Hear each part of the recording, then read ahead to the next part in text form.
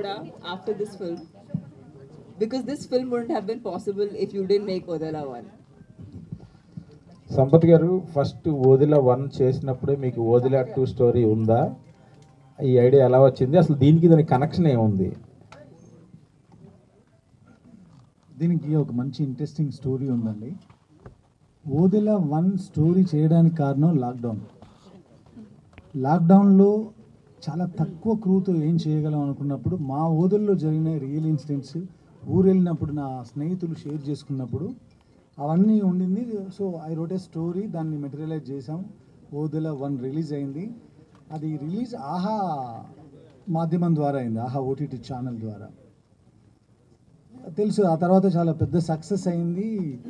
One fine day Ajith Thakur గారు he call me to his office. I went there, I sat with Ajith గారు and he raised that. అరే అంత పెద్ద hit అయింది కదా, why don't you make part 2 అన్నారు. అక్కడ ఆ సీడ్ పడిందండి. ఆయన అన్న తర్వాత అవును చేయొచ్చు కదా అని ఓదిలా 2 స్టోరీ రాసిన తర్వాత మళ్ళీ వాళ్ళందరికీ, వాళ్ళ టీం బాలా గారికి అందరికీ నేను నరేట్ చేయడం జరిగింది. They loved it. బట్ ఆ షూటింగ్ వెళ్ళాల్సిన టైంలో కొన్ని అనివార్య, మీకు తెలిసి టెక్నికల్ రీజన్స్ వల్ల వాళ్ళు బ్యాకప్ కాకుండా ఇప్పుడు మధు గారి బ్యాకప్తో ముందుకెళ్ళడం జరిగింది. సో ఈ రకంగా ఈ పార్ట్ 2 రాయడానికి కారణం మేము ఎవ్వరం కాదు, ఆహా ఓటీటీ యాజమాన్యం. This is the truth, you can check with them. Odela 1కి 2కి క్వైట్ కాంట్రాస్ట్ ఉంది కంటెంట్ వైజ్. ప్లస్ ఈ కంటెంట్ మీరు అనుకోవడానికి ఏంటి రీజన్? అఖండ లాంటి ఒక బ్లాక్ బస్టర్ ఉంది శివుడి పాత్రలో, శివుడి అంశగా. సో ఇలాంటి ఏమైనా ఇన్ఫ్లుయెన్స్ చేసినాయా? అట్లా ఇన్ఫ్లుయెన్స్ చేసింది కాదండి. ఇది దీనికి కాంట్రాస్ట్గా భైరవి క్యారెక్టర్, తమన్నా క్యారెక్టర్ రాగానే అలా అనిపిస్తుంది. కానీ మనం ఎవరికైనా కష్టం వస్తే ఎవరి దగ్గరికి వెళ్తాం? ఇంటి కుటుంబంలో ఉన్న పెద్ద దగ్గరికి వెళ్తాం, లేదంటే పెద్ద దిక్కు దగ్గరికి వెళ్తాం, లేదంటే గాడ్ దగ్గరికి, దేవుడి దగ్గరికి వెళ్తాం. ఆ ఓదెల విలేజ్ కష్టం వచ్చినప్పుడు ఓదెల మల్లన్న దగ్గరికి వెళ్ళారు. ఆ ఓదెల మల్లన్న దగ్గర ఎవరు ఉంటారంటే శివశక్తులు ఉంటారండి. అక్కడ ఇప్పటికి కూడా ఉంటారు, వేములవాడలో కానీ అక్కడ కానీ స్టిల్ సత్తులు ఆర్ దే.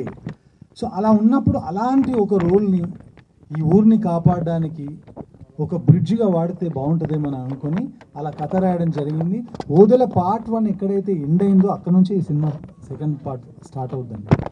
దీనికి కాంట్రాస్ట్గా జర్కీగా జంప్గా ఏమీ ఉండదు.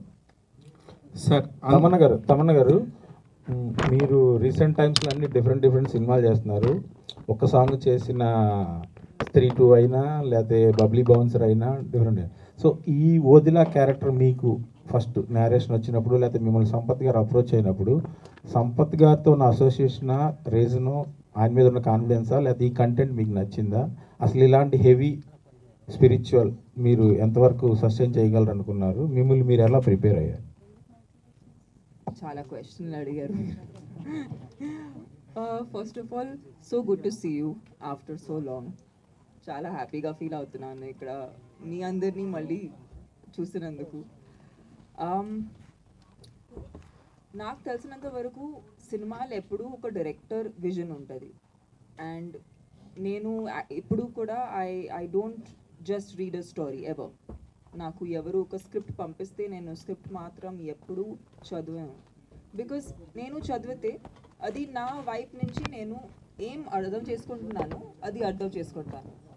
కానీ సినిమా ఎప్పుడు it's a director's medium and it is a director's perspective. So when Sampath గారు told me the story of Odela 2 and Tamannaah నువ్వు భైరవి క్యారెక్టర్ ప్లే చేయాలి, ఇలాంటి ఒక శివశక్తి క్యారెక్టర్ ప్లే చేయాలి, నేను యాక్చువల్గా చాలా రిలేట్ అయ్యాను. బికాజ్ ఐ ఫీల్ లైక్ చిన్నప్పటి నుంచి I been spiritual. It's something that is been a longing in me since I was a kid. And I always feel like to change the system in any way, in any industry, you have to be a part of the system. So we both, me and Sampath Garu, have done a lot of commercial cinema. We've learned from commercial cinema, grown up in it. And I felt like now is the time to use commercial cinema for actually telling a story that we believe in a different way, which is very personal to us. In Sir's case, it is Aina Uru, and na case lo it was a character that I felt very very like I could relate to the girl. And they always say na like what is a strong woman అనేది అడుగుతూ ఉంటారు. ఒక strong character play చేయాలి, strong character play చేయాలి. But ఒక అమ్మాయి actually అందరూ అనుకుంటారు can be good or can be bad, but there are so many dimensions to a woman. Shivashakti లాంటి డైమెన్షన్ ఎప్పుడు I don't think any director has in the recent past at least nobody is try to tap that kind of a woman. And I feel like that is, if today Sampath Garu has thought of tapping into the divine feminine and bringing that in front of celluloid, I feel like that is the biggest respect that you can give to a woman and say I am showing on big screen, I'm showing divine feminine. So literally, I hats off to Sampath Garu to think that that's the story he wants to tell, because it is good over evil and it is Shakti. It is Shakti winning over evil. So that is just an amazing attempt. Sampath garu, first of all, teaser looks good అండి. Thank you. All the very so best. much. And Thank you. Sudden గా date announce చేశారు అంటే ఇలాంటి సినిమాలకి కొంచెం preparation అవసరం కదా, post production work కానీ విఎఫ్ఎక్స్ కానీ లైక్ ప్రమోషన్స్ కానీ ఇవన్నీ ఉంటాయి కదా, ఎంతవరకు ప్రిపేర్ అయ్యి? ప్రమోషన్స్ అయితే మీ మీద డిపెండ్ అయిపోయాను. It's been 1.5 year. మేము స్టార్ట్ చేసింది 1.5 year క్రితం ఈ సినిమా. విఎఫ్ఎక్స్ వల్లనే ఇంత డిలే అవుతూ వస్తుంది. మా యాక్టర్స్ కూడా అడుగుతున్నారు సార్ రిలీజ్ ఎప్పుడు అవుతుంది సార్ అని. ఇప్పుడు ఇప్పుడు ఇందాక చెప్పానండి, ఏప్రిల్లో కూడా షూట్ చేసాం మేము. విఎఫ్ఎక్స్ ఉన్నాయి, లాస్ట్ ఏప్రిల్లో షూట్ చేసాం, ఈ ఏప్రిల్ 17th వస్తున్నాం.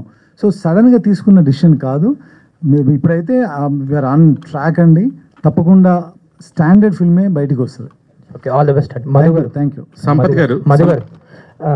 మధు గారు సార్, టీజర్ లాంచ్ కుంభమేళలో చాలా గ్రాండియర్గా చేశారు. చాలా మంది టీంని కూడా తీసుకెళ్ళి హ్యూజ్ బడ్జెట్ పెట్టారు దానికోసం అని విన్నాం. ఎంత ఖర్చు అయింది, ఎంత ఖర్చు పెట్టారు అసలు టీజర్ లాంచ్కి? సార్ అవి అంటే నా దగ్గర లేవు లెక్కలు, అకౌంటెంట్ దగ్గర ఉన్నాయి, చెప్తాను. అంటే చాలా మందిని తీసుకెళ్ళి చాలా హ్యూజ్గా ప్లాన్ చేశారని విన్నాం. హ్యూజ్గా అంటే శివుడు ఇచ్చిన డబ్బు ఆయనకి, శివుడికి కోసం ఎంత ఖర్చు పెట్టినా తక్కువే. ఆయనకు డబ్బు శివుడే ఇచ్చాడు. ఇప్పుడు తమన్న గారు చెప్పారు కదా పుణ్యం వస్తుందని. మనం లాస్ట్కు చేసేది ఎంత డబ్బు సంపాదించినా లాస్ట్కు ఇచ్చేది పుణ్యమే చేయాలి. అది నేను మధ్యలోనే చేస్తున్నా. తమన్నా గారు ఉంటున్నారు, సినిమాస్ కూడా చాలా తక్కువగా సెలెక్ట్ చేసుకుంటున్నారు. So may I know the reason for that? I don't think తక్కువ. అసలు నేను 365 days నుంచి 300 days పనిచేస్తాను. But so that is not తక్కువ for an actor. But point is I feel like నేను ఒక రీల్ తీసినా, ఒక సినిమా తీసినా, ఒక ఓటీటీ ప్లాట్ఫామ్లో లాంగ్ ఫార్మాట్ షో తీసినా మీకు ఒక కొత్త ఎక్స్పీరియన్స్ రావాలని కోరుకుంటున్నాను. నేను మళ్ళీ అదే చేసి మీకు బోర్ పెట్టుకుని ఎందుకు మీరు బోర్ అవ్వకూడదని నేను కొంచెం వశిష్ఠ గారు చెప్పినట్లుగానే మీ చూసింగ్ కానీ మీ సస్టైనిటీ కూడా మిగతా అందరితో పోల్చుకుంటే చాలా ఇన్ని ఇయర్స్ ఉండడం అంటే చాలా నిజంగా గ్రేట్. యాజ్ ఏ ఒక ఆర్టిస్ట్గా, ఒక హీరోయిన్గా మీరు ఏదైనా స్క్రిప్ట్ కానీ సెలెక్ట్ చేసుకునేటప్పుడు what is the point you more అంటే మీరు ఎక్కువగా ఇంట్రెస్ట్ చూపించే పాయింట్ ఏంటి అంటే ఏం చెప్తారు? I think in today's times for actors, creators, it's important to give an audience an experience. That is what we are not having. Ippudu Vashishtha గారు normally నేను పర్లేదా చెప్పండి మాట్లాడవచ్చా? Thank you. సినిమాకి ఎందుకు వస్తున్నాము, థియేటర్కి ఎందుకు వెళ్తున్నాము ఇప్పుడు, అండ్ ఎందుకు మనం ఫ్యామిలీని తీసుకుని ఫ్రెండ్స్ని తీసుకుని ఎందుకు వెళ్తున్నాము? ఎందుకంటే ఇంట్లో కూర్చొని ఫోన్ పట్టుకుని ఏదో ఎవరు మాట్లాడుతున్నారో కూడా ఫోన్లో చూస్తున్నాము. అలాంటి లైఫ్ అయిపోయింది మనందరికీ. So we all want an experience. So I feel like when ever I'm choosing a story that is meant for celluloid, big screen experience, I have to think of an audience coming to the theatre and forgetting. They need to see a new world. They need to have a new experience. వాళ్ళు నార్మల్గా experience చేయలేని వాళ్ళకి థియేటర్లో వచ్చి రావాలి, because there is no other way they can have that. So that's the goal when I'm choosing a film. And ఈ సినిమాలో wow factor అంటే భైరవి అనే చెప్పాలి. సో పోస్టర్ రిలీజ్ అవగానే అందరం చాలా ఎక్సైట్ అయ్యాము. సో ఆ అవుట్లుక్ మొత్తం రావడానికి సో మీ హోంవర్క్ కానీ సో సజెషన్స్ కానీ ఎక్కడి నుంచి రిఫరెన్సెస్ ఎక్కడి నుంచి తీసుకున్నారు? I think I want to answer this question ఎందుకంటే it's been almost 10-12 years 4 films. మేము వానసాంగ్ చేసేప్పుడు ఏదైనా కాస్ట్యూమ్ కోసం వి స్ట్రగుల్ అయ్యేలాట్. ఆ పర్టికులర్ శారీ చాలా పాపులర్ అయింది అప్పుడు, white sari with black border. So ఆ టైంలో తను ప్రతిదానికి కొంచెం నా ఒపీనియన్, డిజైనర్ ఒపీనియన్ తీసుకునేది. బట్ యాక్చువల్గా చెప్పాలంటే ఇప్పుడు తమన్నాకి ఏ డిజైనర్ హెల్ప్ ఒపీనియన్ ఏది అక్కర్లేదు, తను డిజైన్ చేయగలదు. ఇప్పుడు she has got that much of command on our clothes అండి. ఈ పర్టికులర్గా ఈ కాస్ట్యూమ్ మనకంత బాగా నచ్చడానికి నీతా మ్యామ్ గారు మేజర్ పర్సెంటేజ్ అవుతే నాది 0, మిగతాదంతా తమన్నదే. Just to add to her previous question, ఆ తర్వాత రీల్స్ ఇప్పుడు తెగ పాపులర్ అయిపోయి ఎవరు చూసినా రీల్స్ మీద ఉండిపోతారు గంటల కొద్దీ. సో అలాంటి వాళ్ళు ఒక సినిమాని థియేటర్కి వెళ్ళి వేల కొద్ది డబ్బులు ఖర్చు పెట్టి ఆ సినిమా టికెట్ కంటే ఎక్కువ పాప్కార్న్కి డబ్బులు ఇచ్చి ఒక సినిమాని చూడాలి అంటే అది థియేట్రికల్ ఎక్స్పీరియన్స్ అయ్యి ఉంటేనే. అలా చూస్తే మీరు రీసెంట్లీ మనం పెద్ద పెద్ద హిట్లు అయిన సినిమాలన్నీ అలాంటి ఒక లార్జర్ దాన్ లైఫ్ని మించిన ఒక ఎక్స్పీరియన్స్ ఇవ్వగలిగేటువంటి సినిమాలే ఆడుతున్నాయి. And this is Odela 2 is something. అంటే తమన్నా గారు అయితే వాళ్ళ కెరియర్ మొత్తం ఆమె చెప్పినట్టుగా చాలా కమర్షియల్ సినిమాలు తీశారు. And for an actor it's always a joy to experiment with something new, something which I have never done. ఎటువంటి క్యారెక్టర్ చేయడం, ట్రీట్ చేయడం, అది it's always a delight. And ఇంత మంచి క్యారెక్టర్ రాసినప్పుడు ప్రతిసారి ఇలాంటి క్యారెక్టర్లు రాయలేరండి.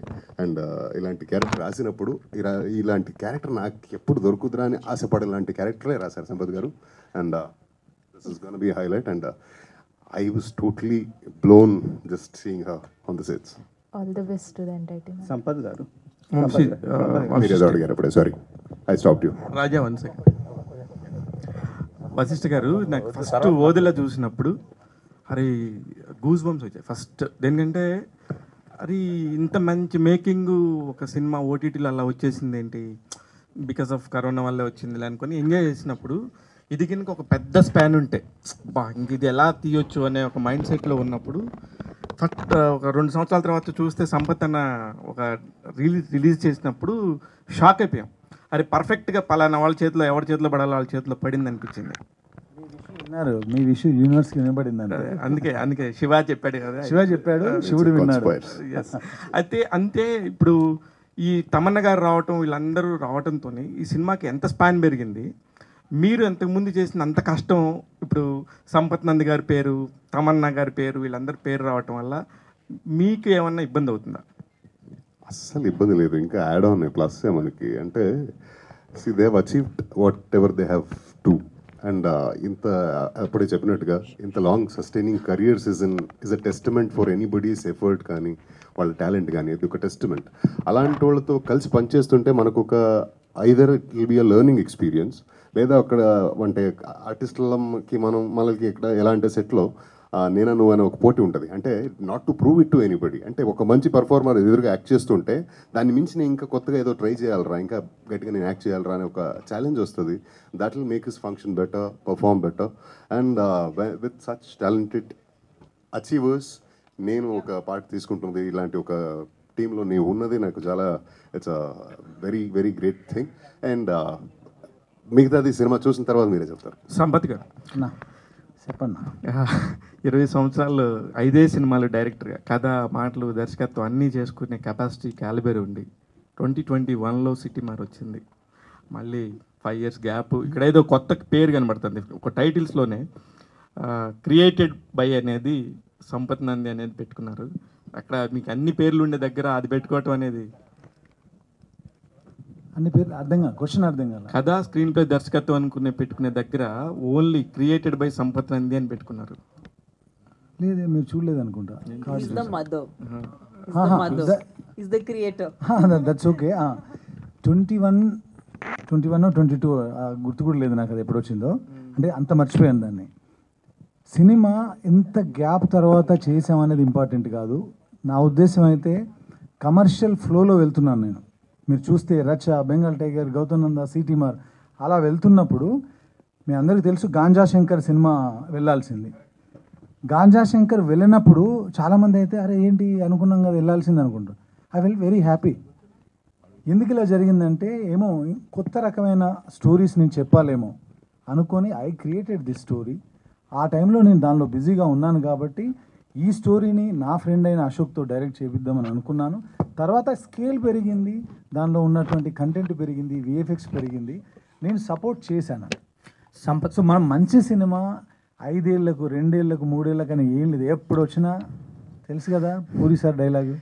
సంపత్ గారు ఇప్పుడు ఆ క్వశ్చన్కి కంటిన్యూషన్ అండి. చెప్పండి. అంటే చిన్న గ్యాప్ తర్వాత మీరు గాంజా శంకర్ అనౌన్స్మెంట్ గ్లిమ్స్ కూడా రిలీజ్ చేశారు, ఫస్ట్ ఐ అని.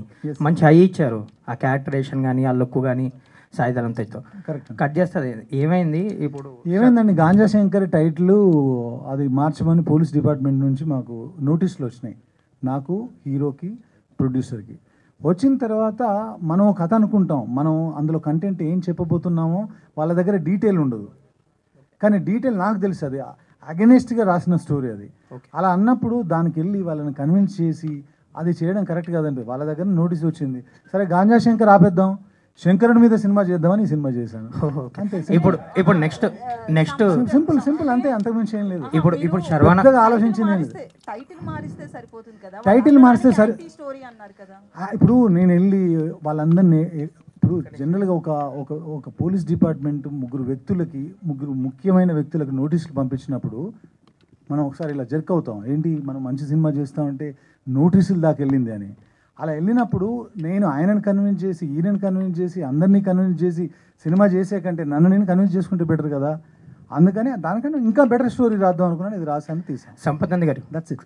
ఇప్పుడు శర్వానంద్ గారితో ఒక సినిమా చేయబోతున్నారు, చాలా పెద్ద హ్యూజ్ సెట్స్ చేయబోతున్నారు, చాలా పెద్దగా స్పాన్ తో సెట్స్ అయితే వేసామండి, హ్యూజ్ గానే వేసాము. షూటింగ్ చేయాలి, దీన్ని రిలీజ్ చేసి షూటింగ్కి వెళ్ళాలి. ఏప్రిల్ నుంచి అండి షూట్? ఏప్రిల్. పక్కా డేట్ అనేది రాధామోహన్ గారు, ప్రొడ్యూసర్ గారు చెప్తారు, బట్ ఏప్రిల్. ఈ పనులు కూడా ఉన్నాయి కదా కొంచెం. సంపత్ గారు, ఇది మీ సొంతూరులో జరిగిన ఒక రియల్ ఇన్సిడెంట్ అన్నారు కదా. అవునండి. ఇందులో ఫిక్షన్ ఎంత, వాస్తవం? సెకండ్ దానిలో సొంతూరులో ఫిక్షనేనండి, ఫిక్షనల్ కంప్లీట్గా. ఫస్ట్ పార్ట్లో రియల్ ఇన్సిడెంట్స్ ఉన్నాయి. అది ఎక్కడైతే ఎండ్ అయిందో అక్కడ నుంచి ఈ సినిమా స్టోరీ స్టార్ట్ అవుతుంది. ఓకే. అది ఎక్కడికి లీడ్ చేసింది, కథ ఎలా సుఖాంతం అయింది అనేది రెస్ట్ ఆఫ్ ది స్టోరీ అండి. Tamannaah garu, so what are the toughest challenge faced for the Bhairavi character? Shivashakti character play చేసేటప్పుడు దీన్ని ఒక నార్మల్ పర్సన్లా ట్రీట్ చేయలేము. సొసైటీలో నార్మల్గా లివ్ చేసే వాళ్ళు ఎలా రియాక్ట్ అవుతారో అలాంటి రియాక్షన్స్ కూడా వాడలేము.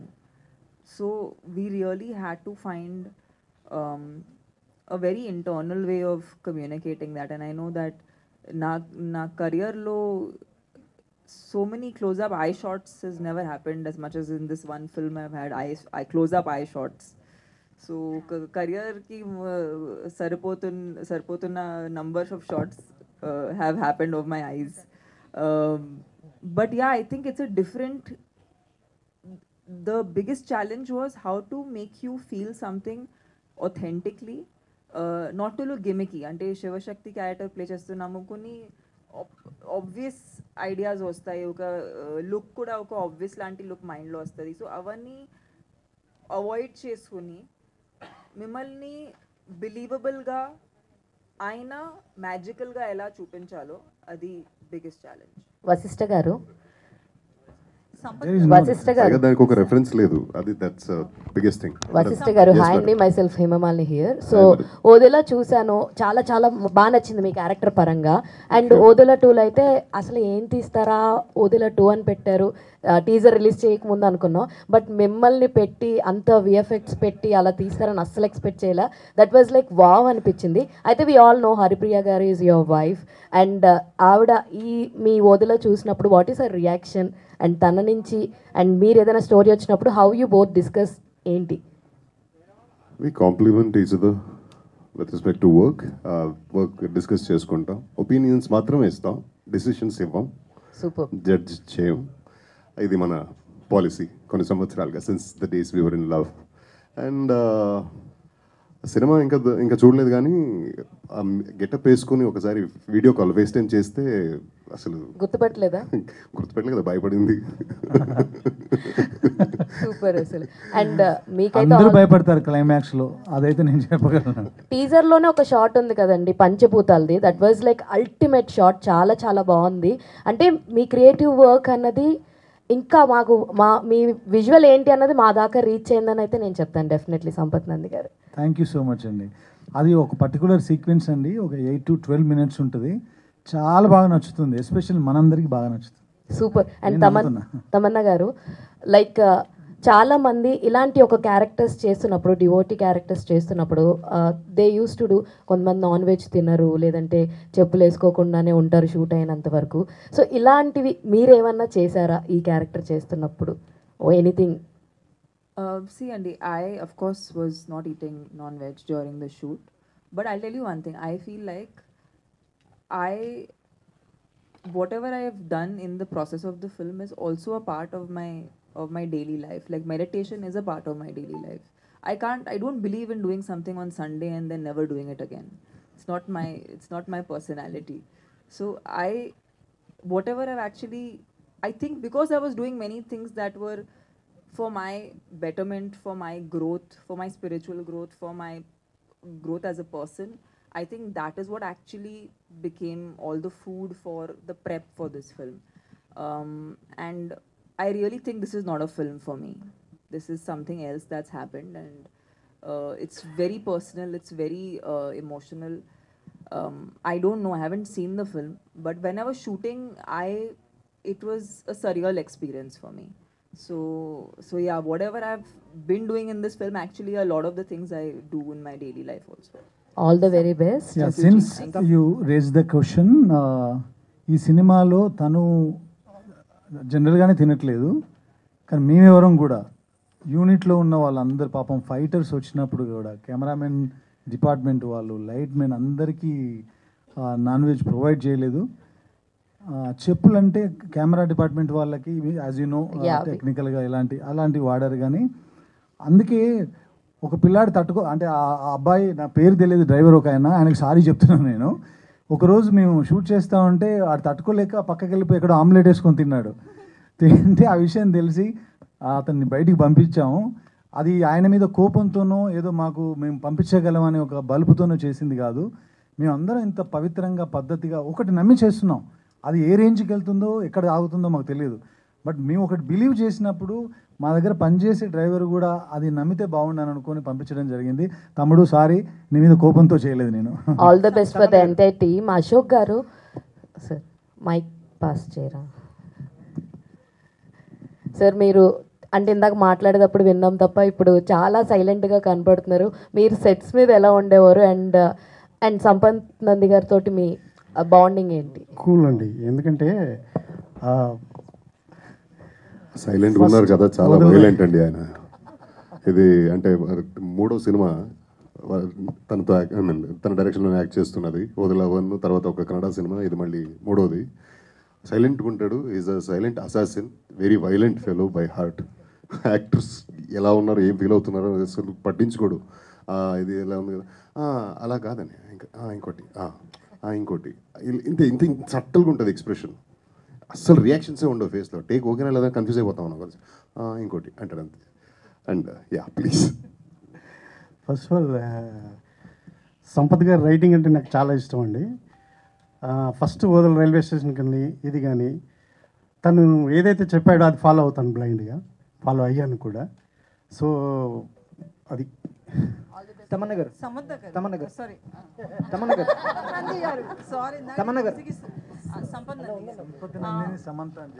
I think you and me together are Sampath and Tamanna. Actually ఒక మిల్కీ బ్యూటీలో శివశక్తిని చూడాలని ఎట్లా అనిపించింది? ఏమండి మీరు చూడండి, నా దగ్గరకు వచ్చి ఇట్లా ప్రొఫైల్లో చూడండి, మీకు అనిపిస్తుంది. నేను చూడడం కాదు, మీకు అనిపించట్లేదా? Ma'am, I'm very look at her curious. Nose. No, I'm actually curious. What do you mean by? Ante me? No, one second. I'm asking. You're a woman also, right, ma'am? What's your name? Lakshmi. Lakshmi? It's not your negative No. question, actually. I know the question is the answer also. Okay, you're saying Milky Beauty. Why you looked at a Milky Beauty and thought that she can be Shiva Shakti? Your question, ma'am, has the answer in it. He doesn't look at Milky Beauty as something that is to be shamed or to feel bad about, or glamour in a woman is to be celebrated, and we women must celebrate ourselves. Then we can expect other people to celebrate us. But if we look at ourselves in a certain way, then nobody can respect us, right? Here we have a wonderful gentleman who doesn't look at women like that. He looks at women like divine. And divine can be glamorous, divine can be lethal, divine can be powerful, divine can be many, I mean, a woman can be many things. And you have a wonderful name. Your name is Lakshmi. So you must know how powerful that is. Actually question ఏంటంటే రావట్లే ఇప్పుడు ఆమెని ఒక సద్గురుని కలిసినప్పుడు ఒక శారీలో చూసిన పిక్కి మీకు ఇన్స్పైర్ అయ్యారు శివశక్తి క్యారెక్టర్కి అనిపించింది అన్నారు. బట్ ఏంటంటే ఒక పిక్లో చూడడం వేరు, ఒక ఫోటోలోనే ఒక గెటప్లో చూడడం వేరు, రియల్గా సెట్స్లో చూడడం వేరు.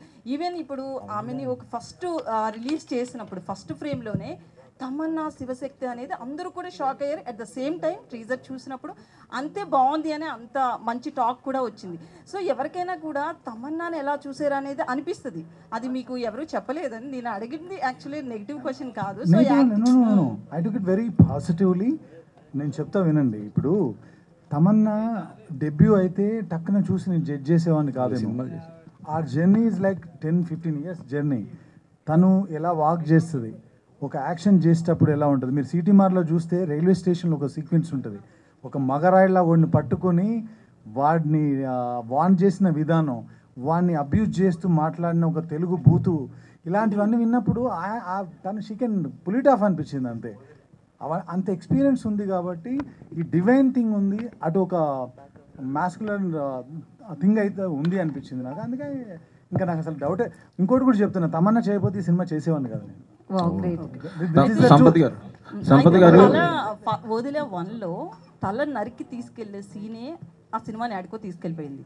సో ఇందులో ఎట్లుంటది వదిలే 2లో కూడా మీరు థియేటర్ మళ్ళీ వచ్చిందా ఏంటంటే మీరు ఇందులో థియేటర్లో కూర్చోగానే మళ్ళీ ఇంకొకరు ఎవరినో తల నరుకొని తీసుకెళ్లే షాట్తోనే ఓపెన్ అవుతుంది. That will give you some kind of interest. Theatrical rights విషయంలో చాలా టఫ్ గా ఉన్నారని అంటున్నారు. టాక్ ఏంటంటే ఓటీటీ రైట్స్ కూడా బాగా పోయిందని చెప్పి తెలిసింది. అయితే థియేట్రికల్ రైట్స్ విషయంలో అంటే మేము టఫ్గా ఉన్నాం, కొంచెం ఎక్స్పెక్టేషన్స్ ఎక్కువ పెట్టుకున్నారు అని. ఈయన అన్ని ఖర్చు పెట్టాడండి. నన్ను ఎక్కడో ఉంటాయని మా ఇద్దరికి పెద్దగా అంతకుముందు 100 ఏళ్ళ జర్నీ లేదు. నమ్మి కథను నమ్మి ఆయన సినిమా, మీరు ఇందాక అడిగారు కుంభమేళకి ఎంత అయిందని, మీ దాకా ఆ న్యూస్ వచ్చిందంటే ఎంత నమ్మి పెట్టారు. ఆయన పెట్టిన డబ్బులు ఆయనకు వచ్చేలాగా మేము అడగడం తప్పు కాదు కదా. వాళ్ళకు కూడా మేము ఇప్పటివరకు ఏదైతే మీరు వింటున్నారో మీడియాలో, ఎవరైతే ఆ సినిమాని తీసుకున్నారో సినిమాను చూసి తీసుకున్నారు. ఇంతకుముందు ఆ పాత రోజులు పోయినాయి, మనం టీజర్గా వదిలాము, 4 మాయ షాట్లు చేసాము, వచ్చి కొనుక్కెళ్ళిపోయారు. అక్కడ ఉన్న రమేష్ అన్న తెలుసు ఆయనకి ఎంత స్ట్రిక్ట్గా ఉందో ఇప్పుడు. సో మా దగ్గర కంటెంట్ ఉంది, ఆ కంటెంట్కి సరిపడా ఆయనని సేఫ్ జోన్లో పెట్టాలి అని అనుకుంటున్నాం. అట్ ద సేమ్ టైం జనాల్ని మోసం చేసి ఏదో డబ్బులు లాగేద్దాం అనే ఉద్దేశం లేదు. డబ్బుల పరంగా ఆయన సేఫ్గా ఉన్నా, రిలీజ్ తర్వాత నేను కూడా సేఫ్గా ఉండాలి. సేఫ్గా ఉండాలంటే సినిమా ఆడాలి. నా ముఖ్య ఉద్దేశం అది, సినిమా ఆడడం. తమన్నా గారు యాక్చువల్లీ క్లైమాక్స్ సీన్ ఒక 12 minutes అట్లా మీ మీదే ఉంటుంది అని చెప్పారు కదా. సో అది ఎలా ఉండబోతుంది? ఎందుకంటే మెయిన్ ఇలాంటి సినిమాలకి క్లైమాక్స్ థియేటర్ నుంచి బయటకు వెళ్ళేటప్పుడు మన మైండ్ ఫీలే ఆ సినిమా మీద ఇంపాక్ట్ చూపిస్తుంది. మీ సీన్ విషయంలో ఎట్లాంటి కేర్ తీసుకున్నారు? మ్యామ్, మీకు అంతా ఇప్పుడే చెప్పేస్తే మీరు ఏం చూస్తారు సినిమాలో? చెప్పకపోతేనే బెటర్. హోప్ఫుల్లీ బాగుంటుంది, హోప్ఫుల్లీ మీకు నచ్చుతుంది, మీరు మీ ఫోన్లో చూడరు, అదే హోప్ చేస్తున్నాము. సంపత్ గారు, వశిష్ఠకి ఇది బిగ్గెస్ట్ ఫిల్ము. మనం అరుంధతిలో ఇప్పటికీ గుర్తుపెట్టుకునే Sonu Sood character with dubbing voice, ఇక్కడేమో ఒరిజినల్ వాయిస్. సో వశిష్ఠ ఎంతవరకు పుల్ చేశాడు? వశిష్ఠ అంటే తనకు వదిలే పార్ట్ 1 చూసినప్పుడు నేను యాక్చువల్గా వశిష్ఠ కనెక్ట్ అయింది. నేను మఫ్టీ అనే ఒక మూవీ చూసానండి ఎక్కడో బెంగళూరులో. మఫ్టీ చూసినప్పుడు ఒక క్యారెక్టర్ అలా స్ట్రైకింగ్గా నాకు స్ట్రైక్ అయిపోయింది.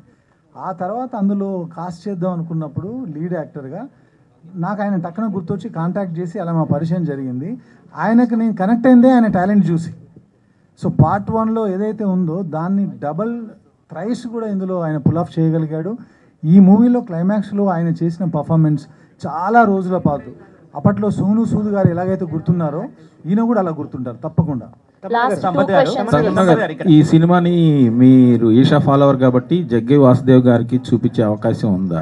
ఆయనకు చూపించే అవకాశం ఉందండి. చాలా మందికి మనకు నేను నేమ్స్ చెప్పదలుచుకోలేదు, బట్ నేషనల్ రేంజ్లో చాలా మందికి సినిమా చూపిద్దాం అనుకుంటున్నాం. సంపత్ గారు, యాక్చువల్గా ఈ శివసత్తులు ఇది అనేది తెలంగాణలో పర్టికులర్గా దక్షిణ కాశీగా పిలువబడే వేములవాడలో ఎక్కువ ఫేమస్ కదా. అంటే మీరు దాని నుంచి ఏమన్నా రియల్ ఇన్సిడెంట్స్ తీసుకున్నారా? శివశక్తి తీసుకుందే అక్కడ నుంచి.